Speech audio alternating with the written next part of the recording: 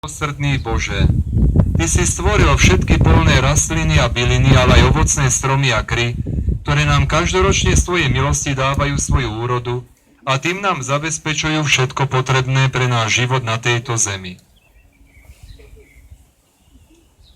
Ty si dal výraz aj šľachetnému viniču a Tvoj syn Ježiš Kristus prijal víno, plod jeho ovocia a ľudskej práce, za dar, ktorý premenil na duchovný nápoj svoju predrahú krv. Na orodovanie svätého Urbana, patrona viníc a vinohradníkov, ťa pokorne prosíme, milostivo požehnaj všetkých tu prítomných i naše vinice a vinohrady a chrán od všetkých škodcov tieto vinice a vinohrady, aby aj v tomto roku priniesli bohatú úrodu a aby tak vydali svedectvo o Tvojej štedrosti skrze Krista, nášho Pána. Amen.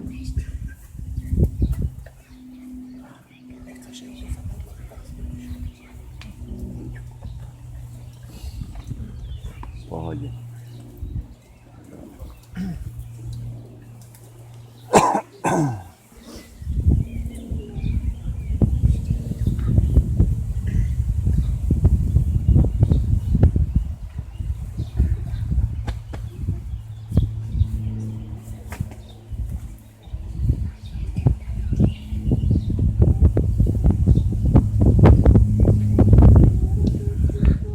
Sadnúť, ešte si vypočujte